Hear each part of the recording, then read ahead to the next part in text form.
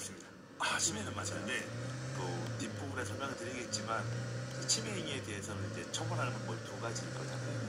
민사소송에서 돈을 손해배상을 받거나 아니면 형사처벌을 하는 건데 찍었다는 행위만으로 문제는 되지만 내가 어떤 클레임을 걸었을 때 돌아오는 보답이 사실상 없어요. 그래요? 네. 그래서 이제 찍는 거 자체는 치매가 맞는데 뭐 어떻게 처벌하거나 벌할 방법이 없다 찍힌 보니까 사람이 기분 나빠서 처벌하고 싶어, 저 사람 기분 나빠라고 해도 정작 뭐 별게 없다는 뜻이에요. 열심히 소송하고 뭐 해보셔야 뭐 몇만 원, 몇십만 원 나올 거고 그 과정이라든지 그 소송을 할 준비하는 과정이라든지 이런 것들이 이제 많이 문제가 되고 특히 또 이런 경우들은 보통 그거를 클레임하는 과정에서 더 큰 잘못을 저지르는 경우들이 많습니다. 보험을 친다든지 밀친다든지 아니면 거꾸로 내가 그 사람의 명예를 훼손한다든지 뭐 이거 찍는 거 찍겠어 뭐 찍고 이렇게 나쁜 사람이에요 라고 올려버리면 사실은 초단권 치매는 찍는 행위보다는 배포가 더 큰 죄인데 그렇게 해서 나쁜 사람을 내가 올려버리면 거꾸로 내가 더 큰 죄를 저지른 경우가 많기 때문에 찍는 게 잘못은 맞지만 그것을 딱히 응징하거나 처벌하거나 막을 방법이 없기 때문에 찍히는 것만으로는 뭐 더 유출하기가 쉽지는 않은 것 같습니다. 네. 오늘 지금 우리가 얘기하고 있는 사례랑 비슷한 영상들이 사실 굉장히 많이 보이거든요. 네. 근데 이게 이렇게 생각하는 것도 있는 것 같아요. 이게 어쨌든 사회적으로 안 좋은 일이 많잖아요. 네. 그리고 좀 책임을 물어야 할 것 같기는 하거든요. 네. 근데 이런 사람들이 초상권을 보호를 해줘야 되는 건가요? 기본적으로는 일단 보호를 해주는 게 맞고요. 왜냐하면 우리나라는 법치국가에서 잘못을 한 사람들을 벌할 수 있는 사람은 국가 권력밖에 없습니다. 국가 권력이 정당한 절차를 거쳐서 벌하도록 되어 있는데 그거를 사적으로 보복을 한다든지 뭐 속은 시원하죠. 그 나쁜 사람도 올려놓고 욕하고 그렇지 욕하고 언론에서 퍼뜨리면 대부분 본인이 동원돼서 이제 그 사람들을 응징하는 모습이 나오기 때문에 영화처럼 속은 편한데 그게 반복된다든지 그다음에 그런 사적 보복이나 사적 집행이 더 중심이 된다든지 하면 그건 사실 법치국가라기보다는 동물의 세계 쪽에 가까운 문제가 생겨서 그걸로 인해서 여러 가지 문제가 생길 거기 때문에 어쩔 수 없이 법법에서 또 인격권을 보호하는 전화권을 보호하는 이유가 있기 때문에 이제 국가기관에 맡겨서 적법 절차를 따르는 것이 맞다가 이제 저희 같은 법조인들이 생각하는 바입니다. 그럼 이런 경우는 어떻습니까? 올렸어요. 네. 정말 빠르게 지웠어요. 네. 올리자마자 거의. 네. 그러니까 치매는 맞습니다. 근데 물론 이미 엎질러진 물이에요. 사람을 찔렀습니다. 그래서 내가 반창고를 붙여줬어요. 똑같은 예를 똑같은 그래서 이미 내가 사람을 해친 거 맞지 않습니까? 그렇죠. 복구를 해줬기 때문에 복구를 하거나 그 배상을 해줬기 때문에 처벌을 받는 수위가 낮아지긴 할 겁니다. 그렇지만 이미 한 행위, 치매 행위 자체가 없어진 건, 치매 행위가 없었던 건 아니기 그렇죠. 때문에 이제 그리고 사실 올라갔다가 내려 금방 했다고 해서 이제 배포가 안 됐으면 뭐 당연히 처벌 수위는 매우 낮게 되겠지만 잘못한 게 아닌 건 아니다 이렇게 생각하시면 될 것 같습니다. 알겠습니다. 그러면은 이제 초상권 침해가 인정이 됐어요. 네. 그러면은 손해배상 금액은 얼마나 되는 건가요? 들으시면 매우 답답하실 텐데. 그래요? 네. 그냥 단순한 경우는 몇십만 원.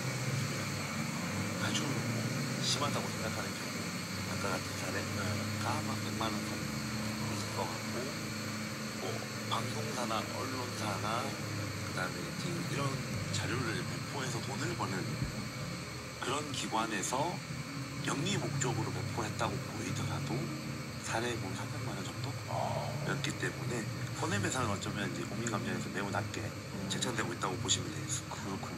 그래도 어쨌든 뭐 수십만 원에서 100만 원이 적은 돈 아니지만 이게 진짜 좀 약간 적다고 느껴지기는 하네요. 네, 그렇죠. 네. 그렇군요.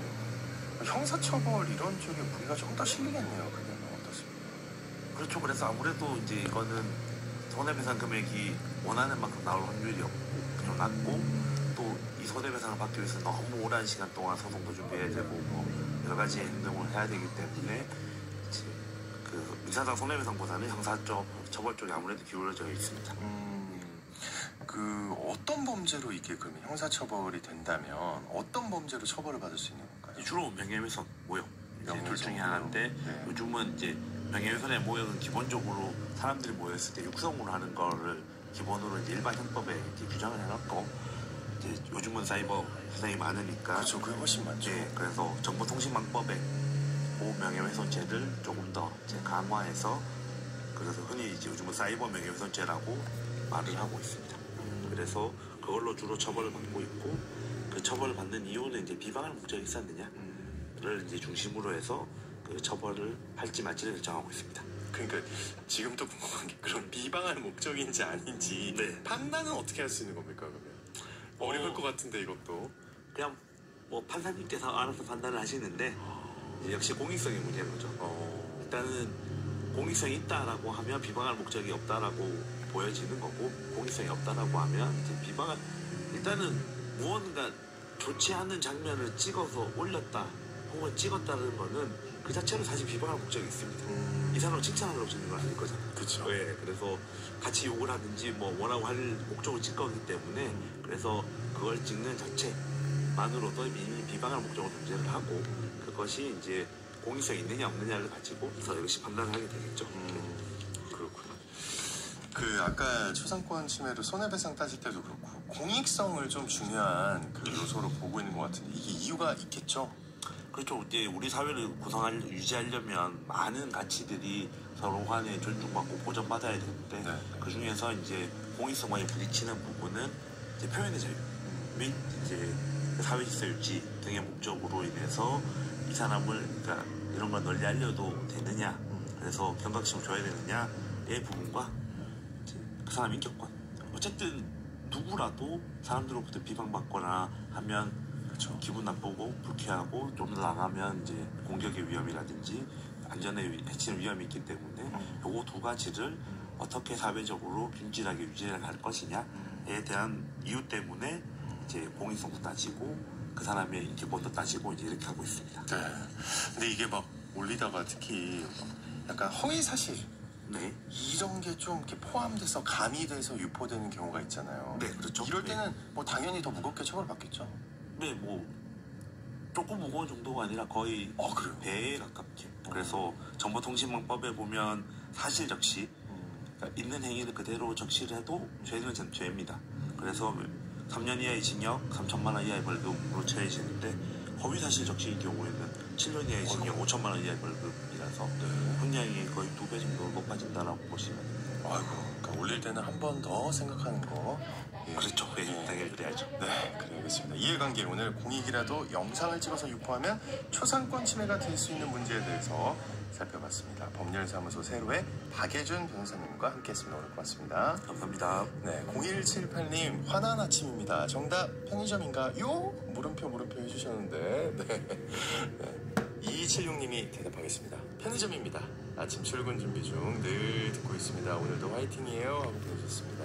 네, 3253님 편의점 김호연 작가의 소설이 생각납니다. 어쩌다 겨울 늦은 밤 혼자 집에 갈 때 불빛 환한 편의점을 지나면 따뜻해지면서 안심되는 느낌이 들어요. 자주 들르고 싶은 곳이지요. 웃음 보내주셨는데요. 네, 맞습니다. 좀 그런 편안함을 주기도 하죠. 그리고 오늘 아침 우리 방송이 편의점 같은 방송이 됐으면 하는 바람이고요. 네, 중복 당첨 여부 확인해서 홈페이지에 올려드리겠습니다. 여러분 오늘 좋은 하루 보내시고요. 저는 내일 다시 돌아오겠습니다. 좋은 하루 되세요.